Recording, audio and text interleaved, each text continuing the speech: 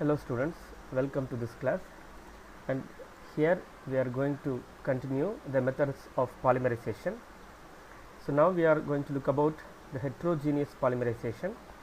In heterogeneous polymerization, the monomer and the solvent are exist in two different phases, that is, they do not mix with each other. So the heterogeneous polymerization is further classified into suspension polymerization and emulsion polymerization. Let us look these two types one by one. Now we are going to see about suspension polymerization. In this polymerization, the monomer is dispersed in water, which means it is not dissolved in water but as dispersed as a tiny droplets over the water, but the initiator is dissolved in the monomer. And in order to stabilize the monomer, we have to add some stabilizers.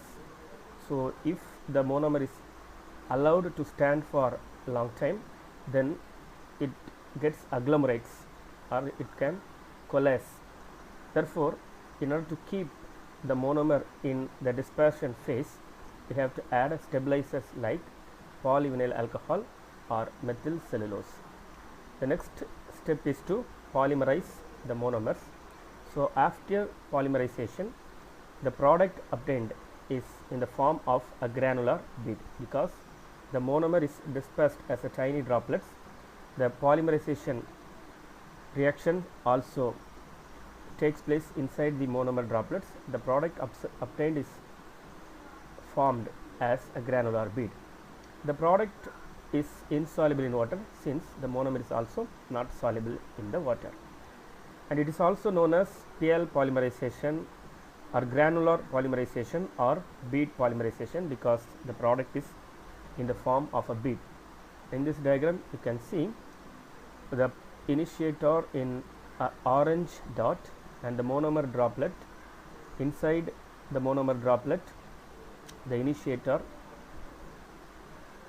goes, and after the initiator initiates the polymerization reaction, the product is formed, and in the next side the polymer is formed as a droplet or as a bead, and we can easily remove the polymer because it is insoluble in water. In this diagram, I want to show how the dispersed monomer looks like.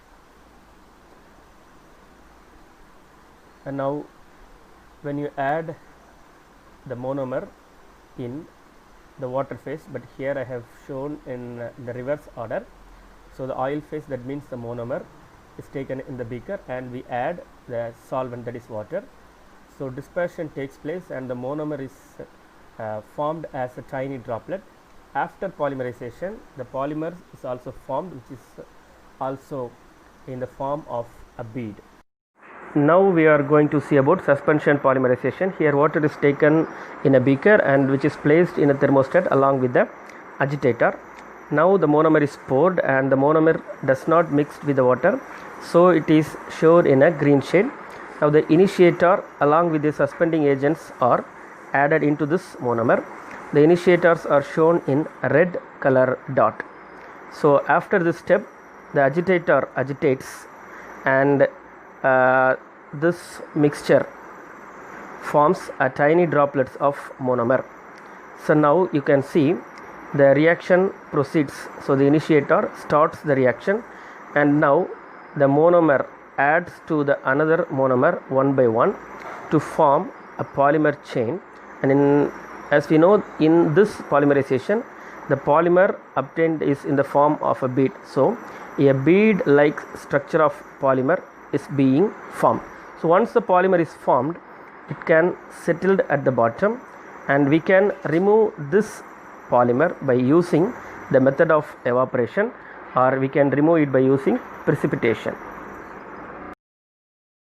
And in this slide, we are going to see about the advantages of this polymerization. The first one is the product isolation is easy, because the polymer formed is insoluble in water. We can isolate the polymer easily.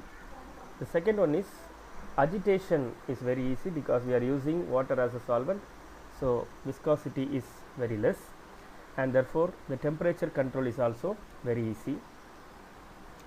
And the third advantage is the process is very cheap, because we are not using any costly solvents, we are using water as a solvent, which is a universal solvent. Therefore this process very cheap.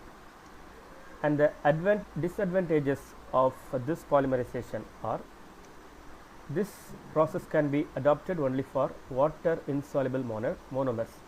Suppose if the monomer is soluble in water, then we cannot use this polymerization method.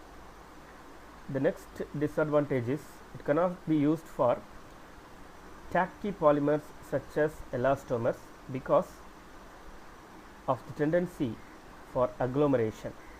So rubber like polymers cannot be formed using this polymerization. And the third one is, it took long time for high conversions. So the monomer is converted into polymer, so the time period is very long. That is also a disadvantage.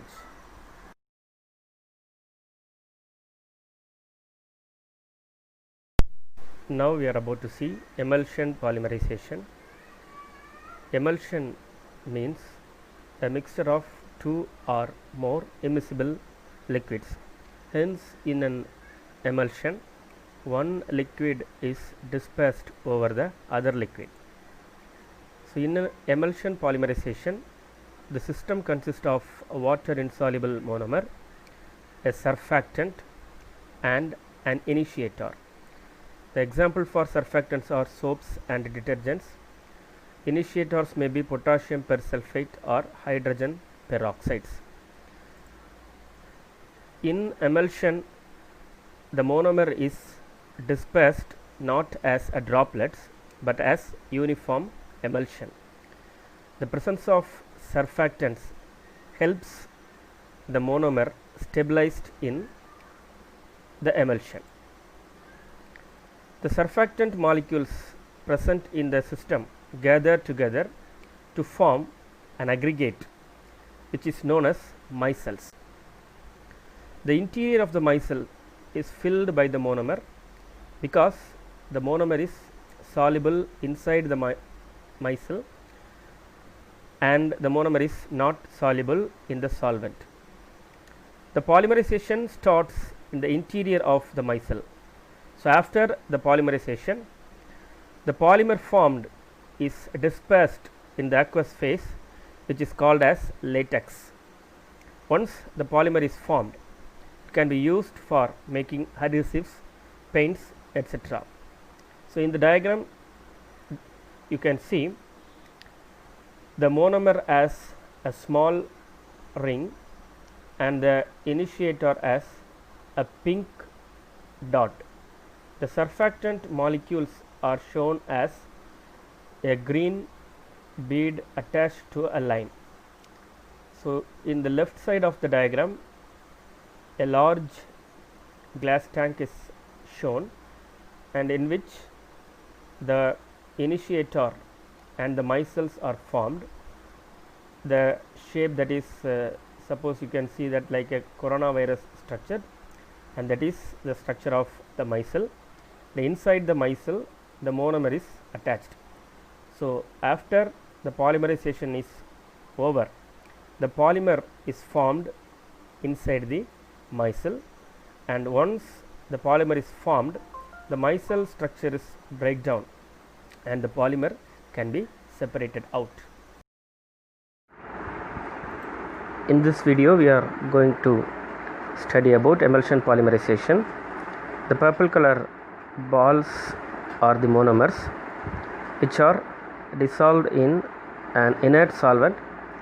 Here we take water as the solvent, hence the monomer is suspended in the water. Next we are going to add surfactants. So surfactant is a molecule which is having a head portion and a tail portion. The head portion is hydrophilic, that is it likes water, and the tail portion is hydrophobic, that means it hates water. So the surfactant molecule contains two groups, hydrophilic and hydrophilic, and now the surfactant is added into the monomer or the reaction mixture. So once the surfactant is added, the surfactants forms a circle like this, what is called as a micelle. So we will study about micelle in the later classes, but micelles are small round shaped structures. Now you see the red color small balls, which are the reaction initiators or radical initiators. So we are now mixing all these three, the monomer, the micellar and the radical initiator. Now I will zoom how the micelle looks like. The tail portions are joined together to form a small cavity, and in that cavity the monomers are holded inside this cavity, and after the monomers are inserted into the cavity, the initiator then enters into the cavity and starts the polymerization. And you see in this video, after the initiator starts the reaction, the monomer adds to another monomer one by one, and thus a large molecule, that is a polymer, is formed. So after a polymer is formed inside this micelle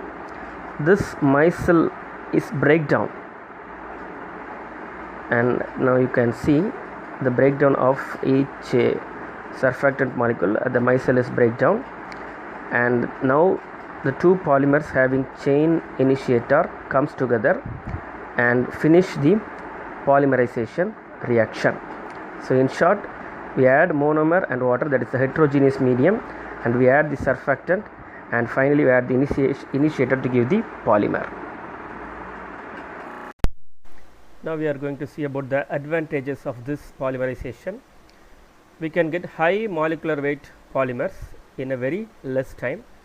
So the polymerization reaction occurs in a fast period.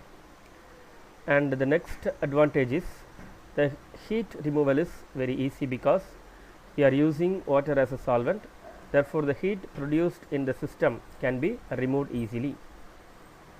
Some of the disadvantages of this polymerization are, if you want to get a dry polymers, it requires much energy because the removal of water requires energy intensive process, and the product obtained is less pure because we are adding so many chemicals into it. And to recover the polymer in the solid form, new technologies can be needed, and the presence of large quantities of water lowers the yield of the polymer. Coming to the application part of this polymerization, you can use this method to prepare plastics such as PVC, ABS, PS, and dispersions like PVA, VAE, acrylic paints can be prepared. It also used in the preparation of synthetic rubbers like SBR, PC and PB. And here are the references that I have used to prepare this class. Hope this class will help you to understand. Thank you.